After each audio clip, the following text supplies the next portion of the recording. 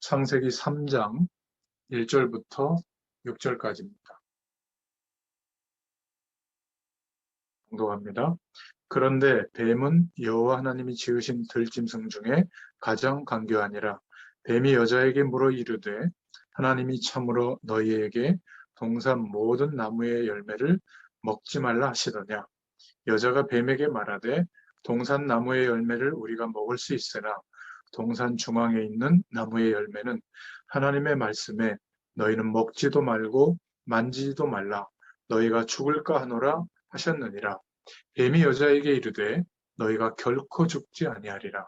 너희가 그것을 먹는 날에는 너희 눈이 밝아져 하나님과 같이 되어 선악을 알 줄 하나님이 아심이니라. 여자가 그 나무를 본즉 먹음직도 하고 보암직도 하고 지혜롭게 할 만큼 탐스럽기도 한 나무인지라. 여자가 그 열매를 따먹고 자기와 함께 있는 남편에게도 주매 그도 먹은지라. 아멘.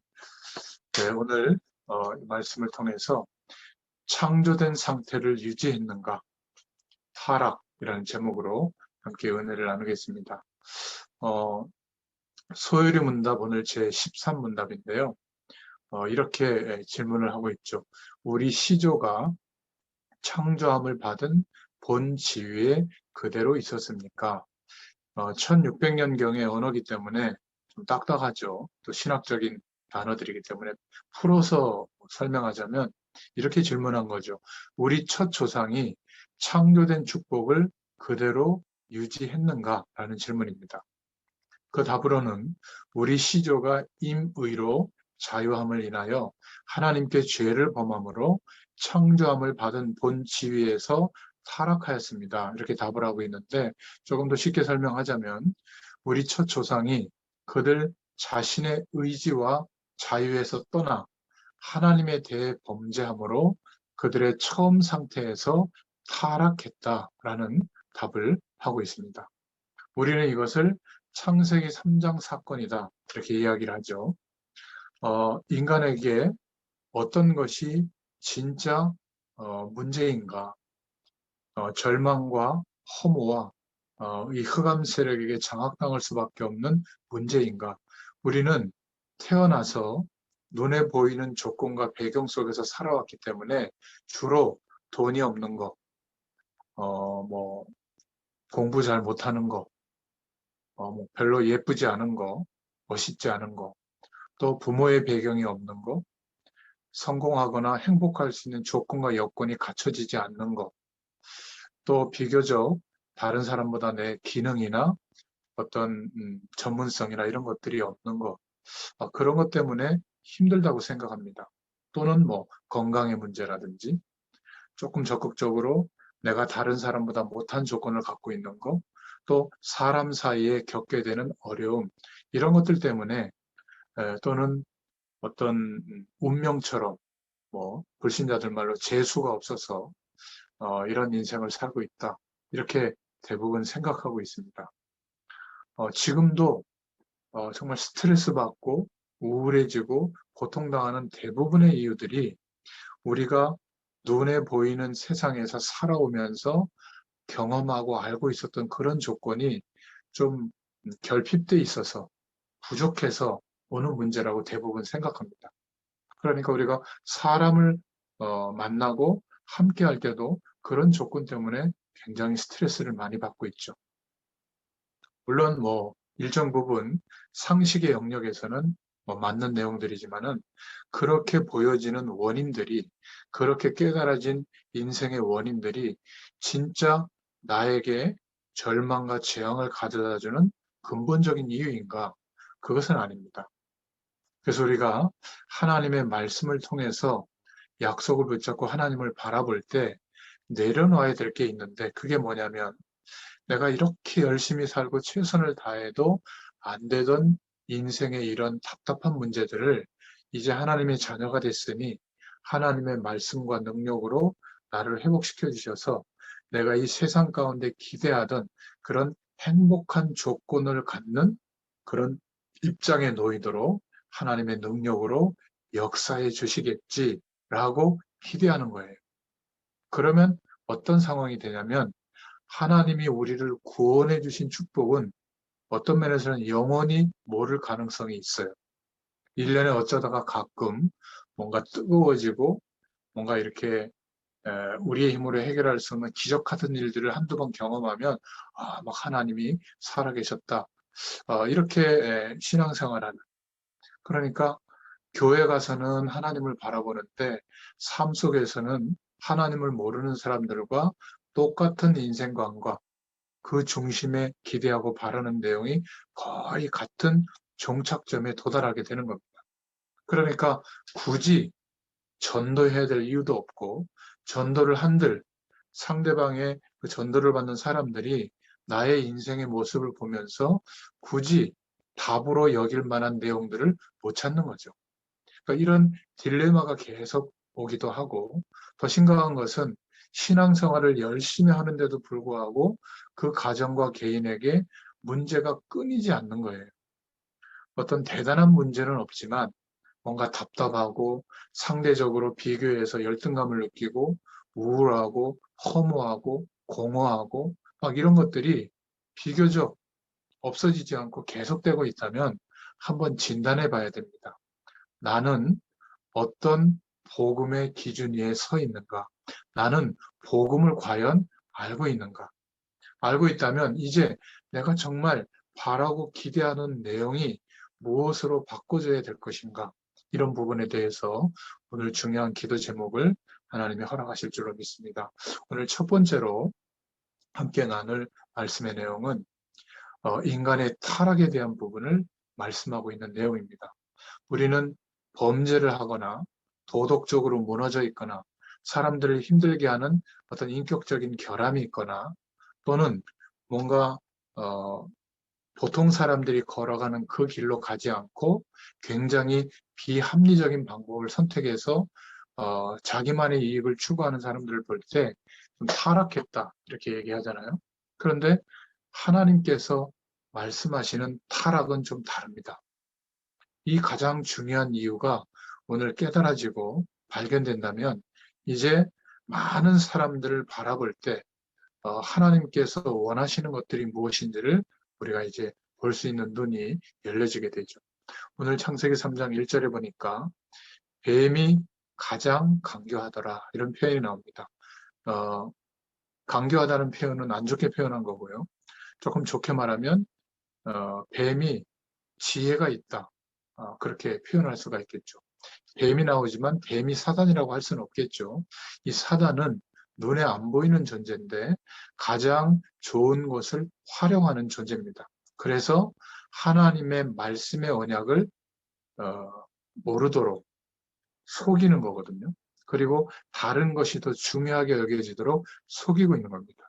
이 사단이 가장 좋은 것, 첫사람 아담과 하와 곁에 가장 지혜 있는 그런 어떤 입장에 있는 뱀을 활용해서 속이는 거죠. 이 뱀 속에 들어가서 어떻게 질문했죠? 오늘 보니까 아주 간교하게 질문을 하고 있죠. 뱀이 여자에게 물어 이르되 하나님이 참으로 너희에게 동산 모든 나무의 열매를 먹지 말라 하시더냐. 질문이 틀린 겁니다. 하나님은 너가 이 동산나무에 있는 모든 과실은 임의대로 먹되 딱 하나 선악을 알게 하는 나무의 열매는 먹지 마라 라고 하는 조건을 가지고 하나님과 인간 사이에 생명의 언약을 계약을 맺게 된 것이죠. 그런데 사단은 간교하게 질문을 하는 겁니다. 다 동산나무의 열매를 먹지 말라고 하더냐. 그러니까 벌써 그 질문에 하와가 걸려들게 된 거죠. 먹지 말라고 했는데 죽음으로 순종할 것을 명령하셨다. 이렇게 얘기해야 되는데 정령 죽으리라고 했는데 그거 어기면 죽을까? 안 죽을까 모르겠지만 하여튼 죽을 것 같다. 이러니까 걸려들게 된 거죠. 감염되어지게 된 겁니다. 우리가 세상의 배경이 전부가 아니라고 하지만 사실은 전부라고 생각하거든요. 돈, 안락한 삶, 우리 자녀들이 잘 되는 거, 행복한 조건을 가지고 사는 거, 이건 나쁜 기준이 아닙니다. 그런데 그것이 우리의 전부가 되면 미안하지만 사단에게 감염될 가능성이 많아요. 속게 됩니다. 진리가 무엇인지 헷갈리는 인생을 살 수가 있거든요. 그러니까 중요한 순간에 명확한 선택이 안 되는 거죠. 오히려 더 나아가서 사단은 그거 먹어도 돼. 결코 죽지 않는다. 이거 먹으면 눈이 밝아진다는 거예요. 어떻게 해요? 하나님처럼 되고 선과 악을 알게 된다. 그러니까 감염되고 나니까 하나님이 주신 인간에게만 허락하신 특별한 섭리와 은혜를 그 가치를 모르게 되는 겁니다. 잃어버리게 되는 거죠.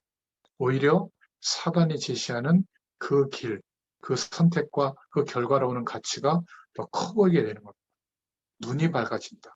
하나님처럼 된다. 선악을 알게 된다. 지금도 똑같습니다.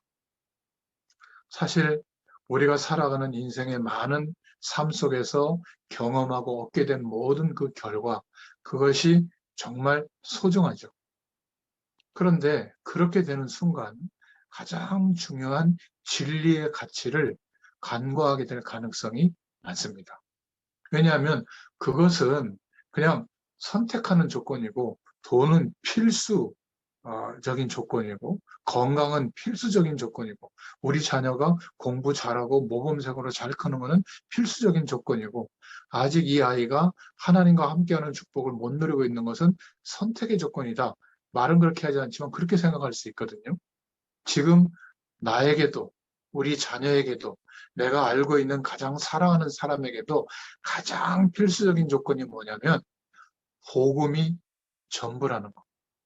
하나님께서 우리에게 허락하신 예수님이 하신 그리스도의 일을 믿을 수 있도록 기회를 주신 그것이 전부라고 하는 것. 그래서 눈에 보이지 않지만 그 믿음이 고백되어질 때 성삼위 하나님의 축복과 우리의 인생이 연결되어지는 순간 눈에 보이지 않는 시공간을 초월하시는 하나님의 배경이 우리의 배경이 되는 줄로 믿습니다. 그런데 세상은 이것을 모르도록 사단이 속이고 있는 것이죠.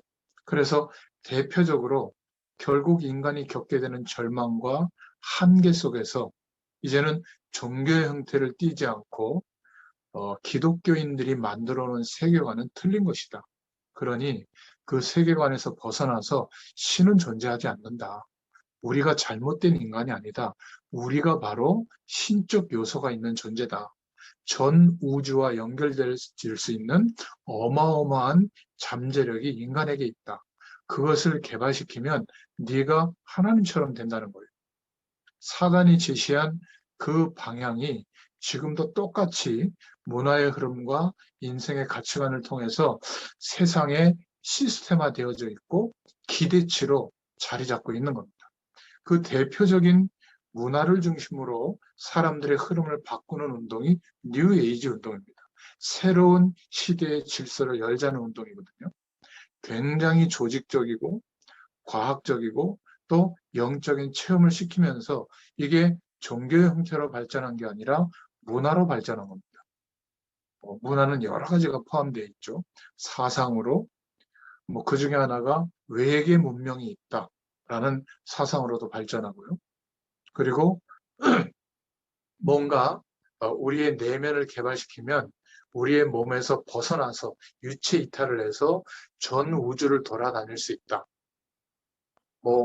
그 마블 영화사인가요? 거기에서 인간이 가장 원자보다 작은 단계로 가서 막 우주가 생성되는 그 물질까지 막 들어가는 그런 모티브도 이런 데서 나오는 거거든요. 그리고 우리의 내면을 개발시키면 어떤 어마어마한 능력을 나타내는 그런 존재가 된다. 이런 가능성들을 이제 사람들이 믿을 수밖에 없는 이론으로 나타내는 것이 아니라 작품으로 문화로 펼치니까 또 음악의 장르 중에도 뉴에이지 장르가 있잖아요. 정상적인 메시지를 집어넣는 음악의 흐름이 아니라 그냥 느끼는 자연에서 주는 에너지와 어떤 메시지를 느끼는 그러니까 그 궁극적으로 도달하는 지점은 귀신과 합이라는 거거든요. 사단과 완전히 하나 되는 운동인데 모르고 있는 겁니다. 굉장히 새로운 시대를 여는 방향이라고 생각하는 거죠. 내가 하나님처럼 된다. 그래서 어떤 종교는 이 세상에 살아왔던 모든 것들을 버려버리면 그 버리는 싸움을 해서 궁극적으로 다 버리는 공의 상태가 되면 네가 부처가 된다. 이 우주에 만연해 있는 대자대비한 부처, 그 불심이 일어나서 부처의 상태가 된다. 그 상태에 도달하도록 세상과 담을 쌓고 산속에서 참선하는 거죠. 불경을 외우면서. 그러니까 우리는 예수 잘 믿으면 복받고 성공하고 건강해지고 자녀가 행복한 조건 속으로 들어가는 것을 목적으로 삼는데 이놈의 종교는요, 버릴수록, 안 가질수록, 세상의 것을 없앨수록 어마어마한 진리 가운데 들어간다는 거예요. 누가 이기겠습니까?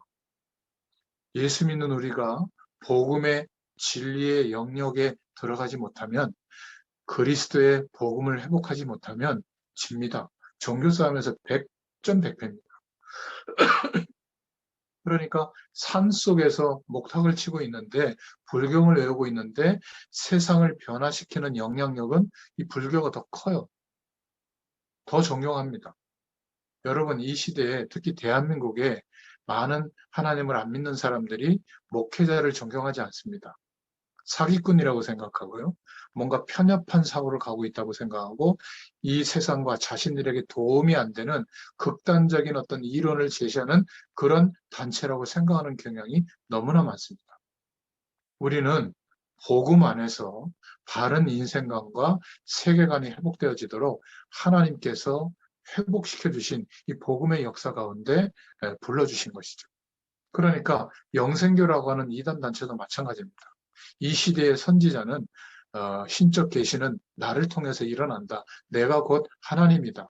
그 사람이 죽었는데도 그 부인이 이제 어머니 하나님이라고 나타나가지고 역사하는데도 불건전 신비주의 집단이거든요. 영적 현상을 체험시켜주니까 귀신 충만하도록 만들어주니까 그것이 하나님이라고 생각하고 자기도 그렇게 그 말씀을 따라 몰입하면 하나님처럼 될 수 있다는 가능성으로 어마어마하게 모이고 있습니다. 결국 이 사단이 제시하는 방향, 하나님의 약속이 아닌 다른 가치를 붙잡게 됐을 때 어떻게 되어졌죠? 하나님의 특별한 섭리와 그 은혜가 다른 피조물들은 기계적으로 창조되어졌는데 인간에게만큼은 완전한 하나님의 축복을 누릴 수 있도록 하나님의 형상대로 창조하시고 그 약속 속에서 선악과 실과를 금지하는 약속 속에서 하나님의 사랑을 누릴 수 있도록 선택할 수 있는 자유를 주셨는데 오히려 다른 사단이 제시하는 길을 선택하다 보니까 하나님의 축복의 내용이 어떻게 보이죠? 육신의 눈으로 보이는 겁니다. 그래서 오늘 6절에 보니까 그 선악과 열매가 어떻게 보이죠? 먹음직스럽고 보암직하고 탐스럽게 보이고 지혜롭게 할 만큼 보이는 겁니다. 이게 하나님의 언약을 놓친 그런 인생의 결과죠. 그래서 인간의 문제는 그 선악과를 먹고 안 먹고가 아니라 하나님의 가장 특별한 은혜가 인간에게 허락되어졌는데 그 언약이 파괴된 게 문제인 겁니다. 실수한 것이 문제가 아니라 우리가 살아가면서 심각한 실수를 할 수도 있고 작은 실수도 할 수도 있죠. 죄를 지을 수도 있습니다. 그게 문제가 아니라 하나님과의 관계가 단절된 거예요. 첫사람 아담과 하와가 하나님과의 약속을 놓치고 다른 선택을 하니까 선악과를 먹고 나니까 이제는 육안이 밝아지게 된 겁니다. 그리고는 영적인 눈은 어두워진 거죠. 생명의 축복을 누릴 수 있는 내용은 완전히 없어지게 된 겁니다. 그러니까 전에는 문제가 안 됐는데 죄가 무엇인지를 알게 된 거예요. 벗은 것이 부끄럽다고 여겨지게 된 겁니다.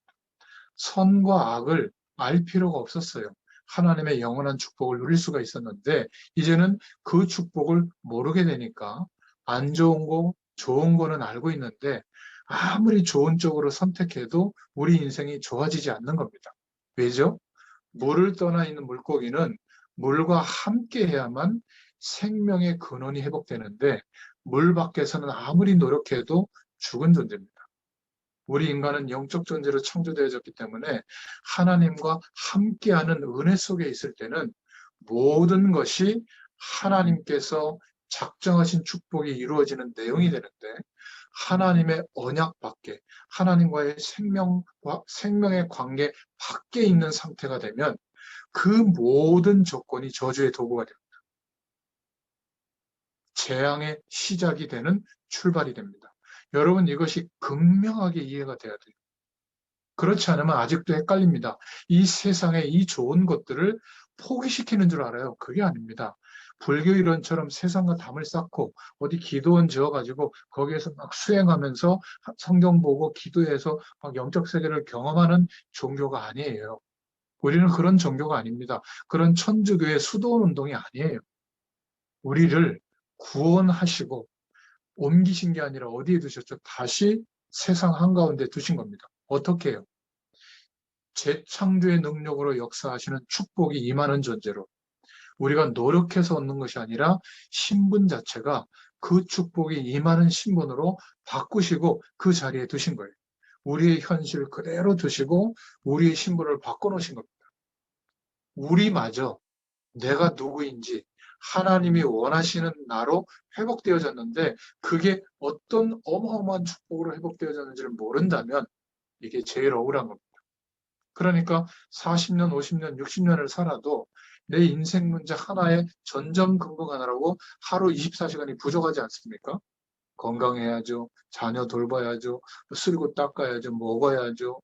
뭐 돈 벌어야죠. 사람들과의 또 교제해야죠. 나름대로 뭐 재미있는 것을 추구하고 살아야죠. 24시간이 부족할 겁니다. 참 안타까운 것은 그리스도 안에서 복음을 몰라서가 아니라 너무나 많이 세상 배경 속에 길들여져 있다 보니까 그것이 아니면 못 사는 줄 알아요.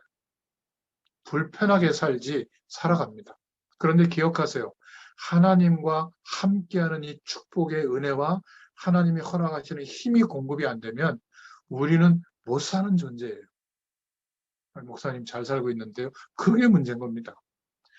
못 살고 있구나라고 느껴져야 되는데 괜찮다고 더 가능성을 세상에 두고 사는 게 문제예요. 막 스트레스 받아가지고 오늘 막 우울해지고 말이죠. 막 화가 나고 막 짜증이 막 폭발하고 이래야 돼요. 임마누엘의 축복 안 누려져서. 그런 날이 별로 없을 거예요. 왜 이렇게 돈이 없을까? 왜 이렇게 내가 꿈꾸는 대로 인생이 펼쳐지지 않을까? 왜 나는 사람들 앞에서 인정받고 인기 있는 사람이 안 될까? 그렇게 우러를 만한 어떤 조건이 빨리 회복이 안 될까? 여러분, 우리의 자녀가 공부를 잘했기 때문에 성공했기 때문에 내게 자랑이 되고 좀 모자라게 살고 있기 때문에 부끄럽고 그건 부모가 아니에요. 자녀를 액세서리라고 생각하는 거죠. 하나님이 내게 맡기신 귀한 생명을 이제 스스로 선택하고 나아갈 수 있을 때까지 내가 배경이 되어주고 끝까지 사랑해줘야지. 이게 부모예요. 그렇지 않습니까? 내가 살아왔던 인생의 기준이 나에게도 답이 안 되는데 왜 자녀들에게 그걸 자꾸 요구하세요? 빨리 내려놓으세요. 방치하라는 말이 아닙니다. 더 완전한 기준, 하나님의 말씀을 붙잡고 기도하세요. 그리고 지금 벌어지는 모든 모습은 그냥 인정해 주세요. 이 아이가 지금 시행착오를 겪으면서 고민하면서 하나님을 향해 가고 있구나. 이걸 인정하시라니까요. 그러면 할 일이 뭐죠?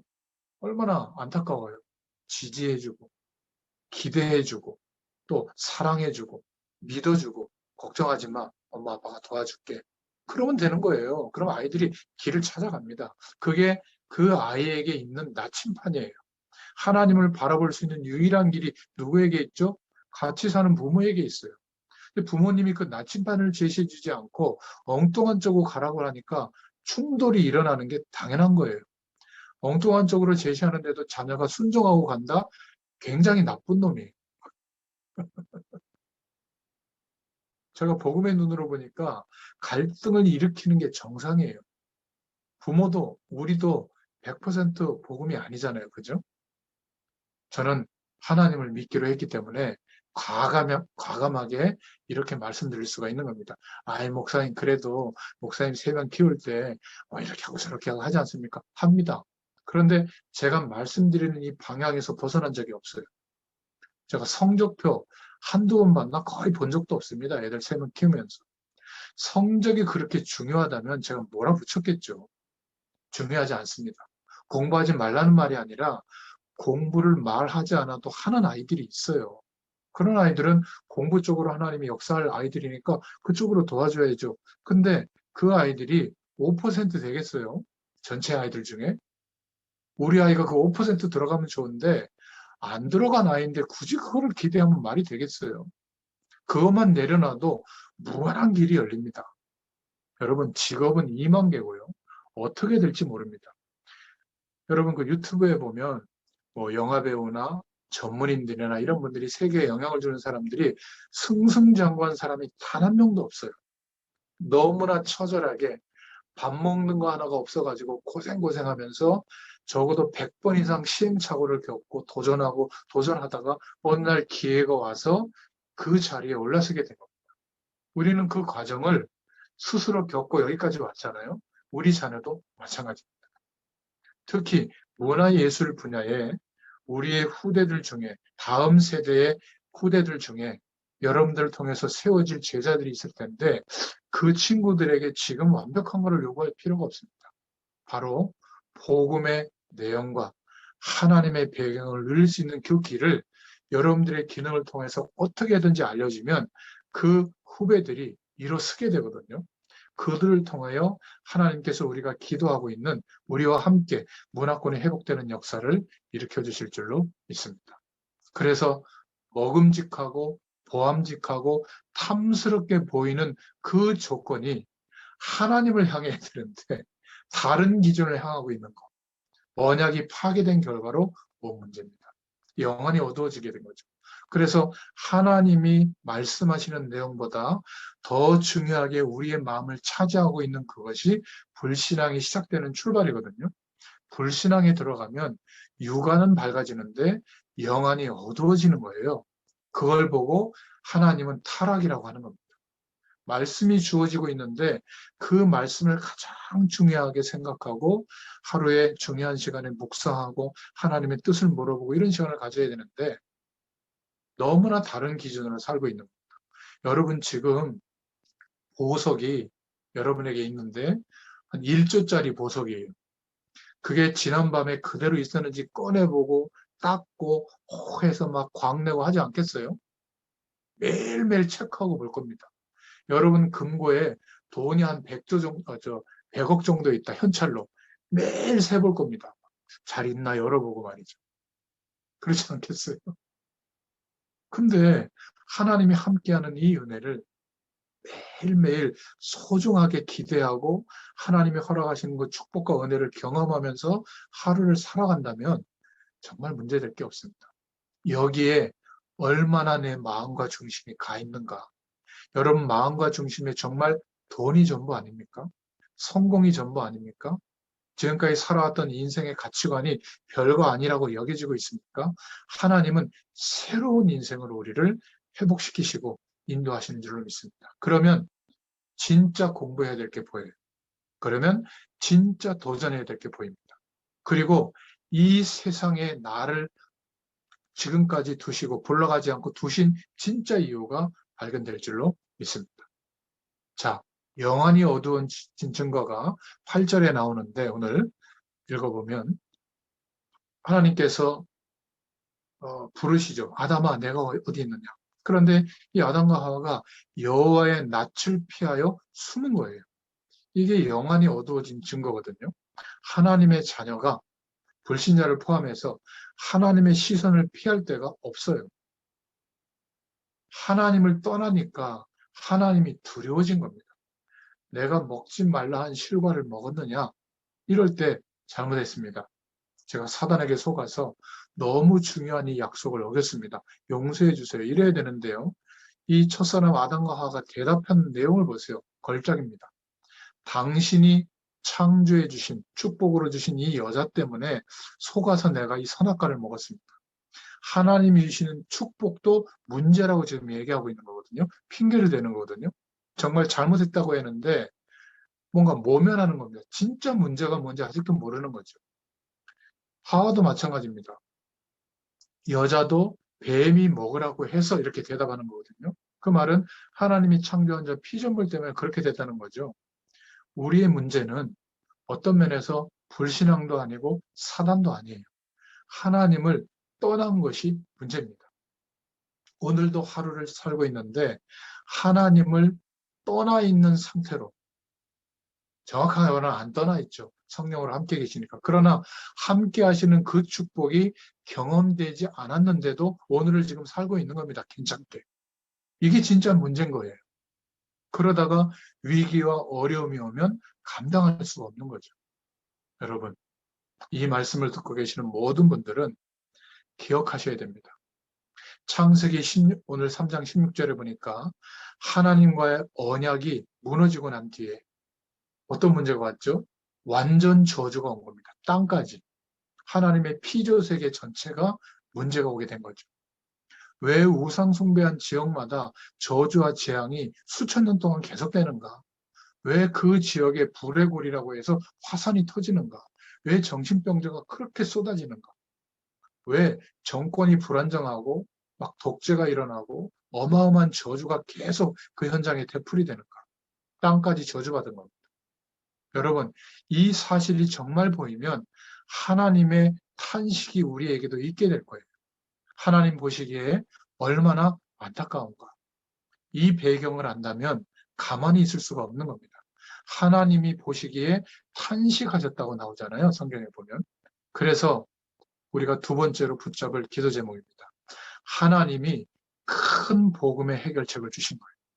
방법은 진리로 하시면서 사랑의 방법을 선택하신 겁니다. 진리로 하셨다는 말은 세상의 내용으로는 할 수 없기 때문에 천지를 없애시고 우리를 다 심판하시고 말씀으로 다시 창조하면 좋으신데 하나님은 그게 편하신데 재창조의 능력으로 처음 창조하실 때 미리 예정하신 그 축복이 이루어지도록 우리에게 섭리하시는 방법으로 그리스도로 오실 것을 말씀하신 겁니다. 말씀이 육신이 되어 오시는 것은 정말 하나님께는 어려운 일인데 그 기적 같은 일을 이루셨죠. 왜냐하면 역사의 시간 안으로 우리에게로 진리 되신 하나님이 찾아오신 겁니다. 어떻게요? 독생자로, 육신으로, 참 하나님이신데 완전한 육신으로, 우리와 똑같은 육신으로 오신 것이죠. 그리고는 어떻게 하셨죠? 죄와 사망의 법 아래 죄 없으신 분이 굴복하시고, 참 있을 수 없는 일이죠. 생명의 근원이신 하나님이신데 죽음의 길로 순종하고 걸어가신 겁니다. 다 이루었다고 표현하면서 하나님께서 부탁하신 그 일을 이제 독생자로 오셔서 그리스도의 일을 완성하신 것이죠. 유대인들은 어떻게 착각했습니까? 모든 민족을 굴복하고 정치적 메시아로 우뚝 서실 것을 기대했는데 이들의 기대와는 정반대로 비참한 모습으로 희생제물이 되어주셨는데 그 의미를 아무도 몰랐던 것이죠. 여러분, 우리는 반드시 죄의 결과를 출생했기 때문에 원죄와 합쳐져서 죄와 한 몸이 되어져 있기 때문에 절대로 하나님의 은혜와 사랑을 받을 수가 없는 존재예요. 그래서 완전히 합리적으로 대가를 지불하면서 공의를 이루면서 하나님의 사랑으로 우리를 구원해 주신 것이죠. 그게 바로 복음의 내용이에요. 하나님을 떠나자마자 주신 복음, 창세기 3장 15절에 여자의 후손이 오면 뱀의 머리를 상하게 할 것이다. 생물학적 근거를 말씀하셨죠. 남자의 씨를 받고 태어나는 그 어떤 인간도 구세주가 지칭하면 그건 다 가짜입니다. 단어를 변화시켜서 얘기하죠. 이 시대의 선지자다. 가짜예요. 나를 통해서만 하나님이 계시하신다. 가짜예요. 인간은 그런 존재가 아닙니다. 어떤 사람도 구원받아도 하나님의 은혜와 능력이 아니고는 단 한순간도 세상 배경을 이길 수가 없는 존재예요. 기억하시길 바랍니다. 그래서 여자의 후손, 동정녀 마리아에게 하시고 이 신앙 고백이 어마어마한 고백인 거예요. 그것이 믿어진다면 재창조의 방법으로 우리를 구원하신 하나님의 약속이 믿어지는 거거든요. 또 역사의 시간이 지나서 하나님의 약속을 놓칠 때 피제사 드릴 것을 말씀하셨죠. 출애굽기 3장 18절에 번제를 드려라. 지금 우리가 보고 있는 최심판, 출판사에서 번역한 개역 한글판은 우리가 우리 하나님 여호와께 제사를 드리려 하오니 사흘길쯤 광야로 어, 가도록 허락하소서 하라 이렇게 돼 있잖아요. 제사를 드리려 하오니. 그런데 요 전 번역판 개역 한글판은 이렇게 돼 있습니다. 우리가 우리 하나님 여호와께 희생을 드리려 하오니. 어떤 게 더 복음적인 번역일까요? 저는 그 전 개역 한글판 희생을 드리려 하오니 이게 복음적인 번역이에요. 그런데 번역하는 사람들이 복음의 핵심을 놓치고 있으니까 그냥 여러 중에 한 제사, 제사라는 단어를 쓴 겁니다. 저는 희생 제사라고 번역해야 맞다고 보거든요. 그러니까 그 제사가 뭐죠? 피제사, 번제를 말하는 겁니다. 그래서 구약은 하나님 떠난 그때부터 피제사를 드리게 했어요. 왜죠? 오실 메시아, 그 예수님께서 그리스도 되어주실 일, 죽으시고 부활하신 그 복음의 가치가 어떤 것인지를 알게 하려고.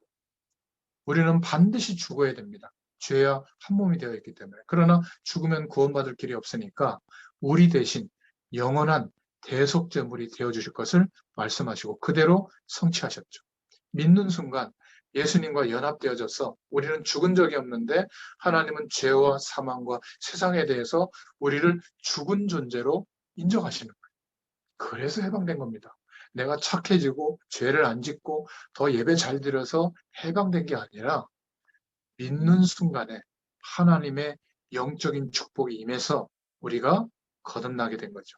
생명을 누릴 수 있는 생명의 존재로 다시 태어나게 된 거예요. 어머니 뱃속에 들어갔다 나온 적이 없는데 영적으로 하나님이 인정하시는 순간 거듭나게 된 거예요. 이 거듭난 축복, born again 된 하나님이 함께하는 은혜가 이때부터 임하게 되는데 이 축복이 믿음 안에서 체험된 사람은 인생 바뀝니다. 세상의 그 어떤 가치도 시시해집니다. 나빠서 손을 안 대는 게 아니라 시시하기 때문에 굳이 거기에 목숨 걸고 인생을 걸어야 될 이유가 안 생기는 거예요. 아시겠습니까? 필요하다면 선택하는 겁니다. 우리가 언제 노력하죠? 하나님께 영광이 될 가능성이 맞다라고 확정하시면 생명 거는 거예요. 여러분들이 돈을 버는 일, 하나님의 영광을 위해서 여러분들이 열심히 벌어서 또 전도자들을 돕고 교회를 섬기고 또 여러분들 주변에 복음 전할 사명자들을 돕고 이러기 위해서는 물질의 축복이 있으면 좋잖아요. 그럼 열심히 버는 겁니다. 열심히 돈 버는 것도 전도예요. 그렇지 않고 빌딩이라도 조그맣게 하나 사서 임대료 받아서 좀 편안하게 여생을 살고 여행이나 다니면서 좀 지내고 이것 때문에 열심히 번다. 번 만큼 재앙일 겁니다. 여러분 기억하세요.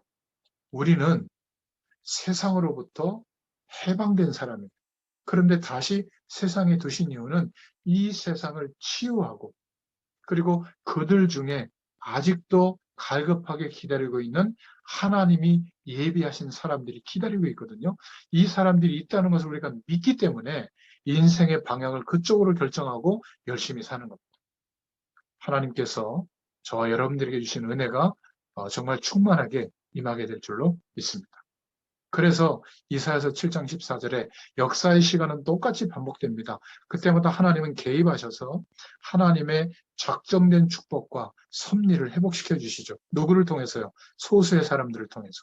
그래서 그러므로 친히 주께서 징조를 너희에게 주실 것이라. 보라, 처녀가 잉태의 아들을 낳을 것이요 그 이름을 임마누엘이라 하리라. 하나님과 함께하는 축복이 언제 회복되어졌죠? 이 구약 시대는 이 약속을 붙잡을 때 오실 메시아에 대한 약속을 붙잡을 때 처녀가 잉태의 아들을 낳을 것이라고 하는 약속을 붙잡을 때 드디어 역사의 시간 안으로 말씀이 성취가 되어졌죠. 그리스도께서 오신 겁니다. 그때 마태복음 16장 16절에 베드로가 이렇게 대답을 했죠. 예수님이 질문합니다. 사람들은 나를 누구라고 하느냐?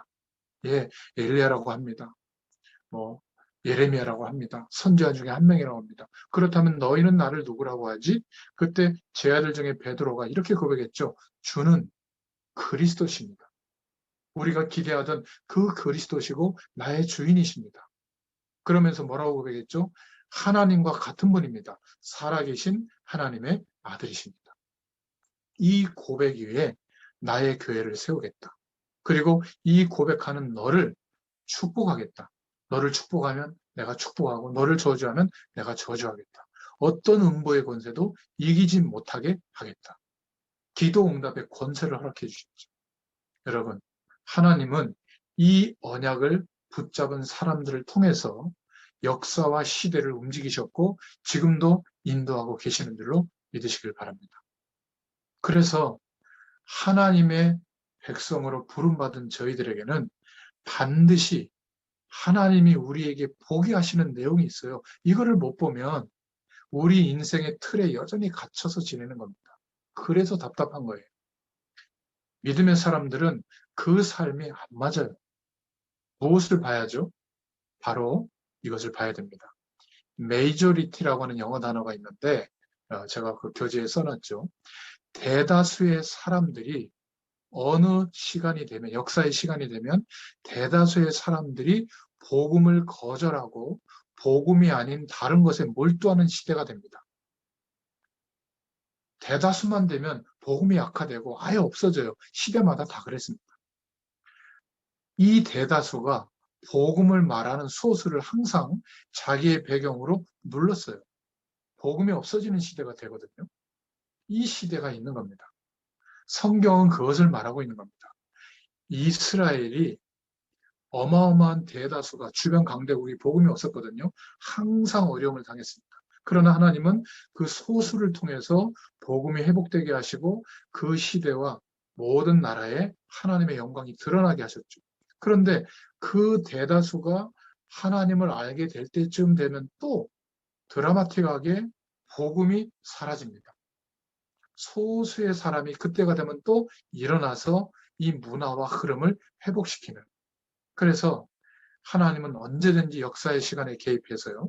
중세 시대도 보면 초대교회가 그렇게 복음의 역사가 일어났는데 그 초대교회가 너무 역사가 일어나서 나라마다 도시마다 교회가 세워져서 그 교회를 연합해서 총회를 세웠는데 그 첫 번째 총회 이름이 우주적인 교회다라는 이름으로 캐톨릭이라는 단어를 쓴 겁니다. 캐톨릭이 총회 이름이에요. 그런데 중세 1000년 동안에 복음의 기준보다 교회를 유지하는 제도, 교리, 여러 가지 방법과 틀 이런 것들을 위에 두고 그것을 움직이는 사람이 위에 올라오게 된 거죠. 그래서 하나님은 또 소수의 사람들을 일으켜서 종교개혁가들을 일으켜서 이들을 통하여 약 250년 동안 어마어마한 순교를 강행시키면서 그 순교의 피해 배경에 이제 개신교가 시작되게 한 겁니다. 그래서 이 개신교는 그런 믿음의 바탕 위에서 또 소수지만 전 세계로 이제 역사의 세계 대전이라든지 또 산업혁명이라든지 이런 배경을 통하여 전 세계로 흩어지게 되죠. 참 아이러니한 것은 이제는 십자가가 없는 지역이 없죠. 대한민국만 해도 밤에 보면 십자가 투성입니다. 그런데 사람들은 교회를 존중하거나 존경하지 않습니다. 신앙인들을 존경하지 않습니다. 왜 그렇게 됐죠? 어마어마한 숫자가 교인이 됐는데 이들이 복음보다 더 다른 기준을 붙잡게 된 겁니다. 그 교회를 유지하는 어떤 교회의 법, 교회의 방향, 교회의 부흥을 위해서 모든 군대 이론이나 세상의 마케팅 이론까지 다 동원해가지고 말이죠. 영적 현상, 무속 이론까지 동원해서 사람들로 하여금 마음을 담게 하고 개교회가 가장 큰 중요성을 차지하는 복음보다 더 위에 올라오게 된 거죠. 캐톨릭에서 나오게 했는데 개교회가 캐톨릭 같은 중세교회 같은 그런 입장에 놓이게 된 겁니다. 목회자는 하나님이 아니거든요. 하나님이 필요한 사람인데 하나님과 비슷한 사람인 것처럼 그렇게 자꾸 행세를 하는 겁니다. 그래서 하나님이 그런 역사의 시간마다 소수의 사람들을 일으켜서 이들로 하여금 복음이 회복되어지도록 우리 시대에도 하나님이 우리를 부르시고 인도해 주신 겁니다. 기억하세요. 소수를 통해서 복음이 증거되어진 것은 중요한데 이 소수가 힘을 얻고 이제 현장에서 하나님의 역사를 경험할 때쯤 되면 대다수가 되면 또 복음보다 다른 기준을 위에 올려놓게 되는 거예요. 대다수만 되면 무너질 가능성이 많은 겁니다. 그때마다 창세기 3장 15절, 창세기 6장 14절 방주운동, 출애굽기 3장 18절에 피제사를 드리는 방향, 예사야서 7장 14절에 임마누엘의 축복, 처녀가 잉태의 아들을 낳을 것인데 그 이름을 임마누엘이라 하라. 이 약속의 방향, 마태복음 16장 16절에 예수를 그리스도로 믿는 이 복음 운동을 하나님이 일으키시는 거죠. 그래서 하나님은 우리를 지금 이 복음 속에 부르신 이유가 참 복음이 만약 대다수 속에 유지될 수 있다면, 대다수가 참 복음을 가질 수 있다면, 소유할 수 있다면 하나님은 큰 역사의 시간에 응답하신 것처럼 우리 시대에도 이 시대를 바꾸는 축복 속에 우리가 들어가게 될 줄로 믿습니다. 그래서 우리를 부르신 거예요. 복음운동 속에 부르신 겁니다. 바로 이런 경우가 언제 있었냐? 초대교회 250년 동안 있었습니다. 로마의 10명의 황제들이 어마어마한 왕권과 그 권력을 가지고 초대교회를 누르려고 했는데 어마어마한 핍박을 했는데 순교의 피를 흘리게 했는데 없어지는 게 아니라 점점점 대다수로 나중에는 국교로 선포할 만큼 메이저리티가 될 만큼 역사했죠. 그런데 어김없이 메이저리티가 됐을 때, 대다수가 됐을 때 더 이상 순교할 만한 결단을 할 이유가 없죠. 교회 안 가면 이제 문제가 생기니까. 왕도 교회를 가니까. 그런 시대가 되니까 어떻게 됐죠? 이제는 전도할 이유도 없어지게 된 겁니다. 그러니까 교회는 점점 힘이 커지고 배경이 커지다 보니까 다른 기준들이 복음보다 위에 올라오게 된 거죠. 역사는 지금도 반복이 됩니다. 그래서 하나님이 우리를 이 말씀 운동 속에 몇 명을 불러서 이렇게 오랜 시간 동안 하나님 앞에 집중하게 하는 이유는 다른 것 때문이 아닙니다. 제2의 메이저리티 시대, 다수가 복음 가진 시대를 열도록 하나님이 우리 인생을 준비하시고 지금 인도하고 계시는 겁니다. 문화권 속에 그 많은 전문인들 속에 여러분들을 부르신 거예요. 여러분, 여기에 대한 시대적 요청이 감격으로 고백돼야 될 줄로 믿습니다. 그러면 시작돼요. 모든 것이 회복됩니다. 하나님의 기적이 일어나게 될 것이고 참된 승리가 일어나게 될 줄로 믿습니다. 지금 너무나 많은 사명자들이 모르고 그냥 은혜 되니까 조금 힘나니까 뭐 복음이 맞으니까 이렇게 말씀 운동에 참여하고 있는데 아닙니다. 그 정도가 아니에요. 시대적 소명을 우리에게 주신 겁니다. 이 참 복음을 가지고 다 대다수로 가기를 원하셔서 이 다수가 복음 속에 하나님의 영광을 드러내도록 하나님이 우리를 부르시고 하나님 앞에 시대적 요청 가운데 부름받게 된 줄로 믿습니다. 여기에 대한 확신이 오게 되면 하나님은 그 사람의 인생을 통해서 전도 운동이 일어나도록 역사하실 줄로 믿습니다. 이것이 발견된 사람은 떠벌리거나 막 포장하지 않습니다. 조용히 시대적 요청 가운데 도전하는 인생의 선택을 하게 되죠. 이 눈이 열려져야 될 줄로 믿습니다. 이 말은 사회 분위기도 모르고 막 극단성을 띠는 바보가 되라는 말이 아니에요. 이 세상이 어떻게 움직이는지 전체를 파악하지 못하고 외골수가 되면 안 됩니다. 그러나 다수의 사람들이, 다수의 배경이 진리가 아닌 틀린 것을 주장하고 올바른 소수가 복음을 회복하고 강조할 때 그 올바른 소수를 무너뜨리는 배경을 형성할 때 우리는 소수편에 설 수 있기를 축원드립니다. 그것을 저는 말씀드리고 싶은 거예요. 문제는 핍박이 아닙니다. 엄청난 역사가 일어나고 나면 또 대다수가 복음 쪽으로 가는 것이 문제죠. 이 복음운동 단체마다 하나님께서 역사하시는 단체마다 항상 반복되는 문제예요. 혹시 우리는 벌써 이제 복음운동이 이제 시작인데 벌써 다 된 것처럼 끝난 것처럼 축배를 들고 말이죠. 뭔가 육신적인 어떤 결과에 마음과 생각이 좀 이렇게 흐트러져 있는 게 아닌가 한번 점검해 보시길 바랍니다.